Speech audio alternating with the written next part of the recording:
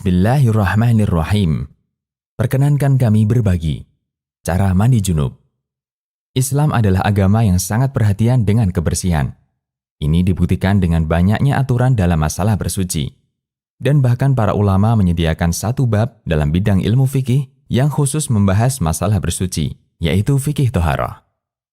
Hanya saja, sangat disayangkan, tidak semua muslim mau mengenali aturan ini, sehingga ada di antara mereka yang mau belajar dan ada di antara mereka yang sama sekali tidak mau mengenalinya. Bahkan di antara mereka ada yang tidak pernah mengenal syariat mandi junub, sehingga berkali-kali mengalami junub, namun mereka tidak pernah mandi junub. Allahul Musta'an. Kita layak bersyukur kepada Allah ketika Allah memberikan kesempatan bagi kita untuk mau mengenali aturan, mau belajar, sehingga kita bisa mengambil sikap yang benar. Pemirsa yang dirahmati Allah, bagian dari nikmat yang Allah berikan kepada umat manusia, Allah mengutus nabinya dari kalangan manusia. Beliau menikah, berkeluarga, dan melakukan aktivitas sebagaimana layaknya manusia. Sehingga setiap orang bisa meneladani beliau dalam setiap aktivitas hidup yang beliau lakukan. Berkat rahmat Allah, kemudian jasa besar para istri beliau, kita bisa mengetahui bagaimana tata cara mandi junub beliau, yang itu tidak mungkin bisa diketahui oleh orang lain. Karena itu, kita patut berterima kasih kepada para istri beliau, ibunda kaum mukminin, yang telah mengabarkan kepada umat tentang aktivitas Nabi SAW ketika beliau di rumah. Bukan sebaliknya, justru mencela dan menghina para istri Nabi SAW sebagaimana yang dilakukan oleh orang Syiah. Tata cara mandi junub. Berkaitan dengan mandi junub, terdapat dua hadis pokok yang bisa kita jadikan sebagai acuan. Kedua hadis tersebut berasal dari dua istri Rasulullah SAW, Aisyah dan Maimunah radhiyallahu anhuma. Hadis pertama, hadis Aisyah radhiyallahu anha. Beliau menceritakan, anna Nabiyya sallallahu alaihi wasallam kana idza iktasala minal janabah bada'a faghasala yadayhi thumma yatawadda kama yatawadda'u lis-shalah thumma yudkhilu asabi'ahu fil ma' fayukhallilu biha usula sya'ri thumma yasubbu ala ra'sihi thalatha ghurafin biyadayhi thumma yufidul ma'a ala jildihi kulli. Yang artinya bahwa jika Nabi sallallahu alaihi wasallam mandi junub, beliau memulainya dengan mencuci kedua telapak tangannya. Kemudian beliau berwudu sebagaimana wudu untuk sholat. Lalu beliau memasukkan jari-jarinya ke dalam air, lalu menggosokkannya ke kulit kepalanya.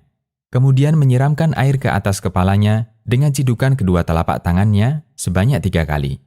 Kemudian beliau mengguyurkan air ke seluruh badannya. Hadis riwayat Bukhari dan Muslim. Hadis kedua, hadis dari Ibnu Abbas.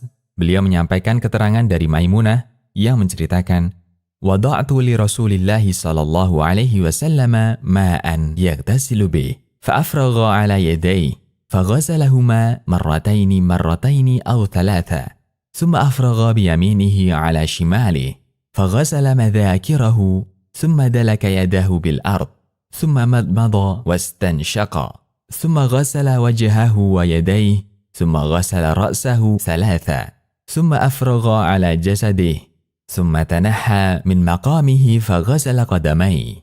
Yang artinya, aku pernah menyediakan air mandi untuk Rasulullah sallallahu alaihi wasallam. Lalu beliau menuangkan air pada kedua tangannya dan mencuci keduanya 2 kali atau 3 kali. Lalu beliau menuangkan air dengan tangan kanannya ke tangan kirinya. Kemudian beliau mencuci kemaluannya. Setelah itu beliau menggosokkan tangannya ke tanah. Kemudian beliau berkumur-kumur dan memasukkan air ke dalam hidung. Lalu beliau membasuh muka dan kedua tangannya. Kemudian beliau membasuh kepalanya 3 kali dan mengguyur seluruh badannya. Selanjutnya, beliau bergeser dari posisi semula, lalu mencuci kedua kakinya di tempat yang berbeda. Hadis riwayat Bukhari dan Muslim. Dengan menggabungkan hadis di atas, bisa kita simpulkan urutan tata cara mandi sebagai berikut. 1. Menuangkan air dan mencuci kedua tangan. 2. Mengambil air dengan tangan kanan untuk mencuci kemaluan dengan tangan kiri. Kita juga bisa gunakan gayung untuk kegiatan ini. 3. Menggosokkan tangan kiri ke tanah. Ini bisa kita ganti dengan sabun. 4.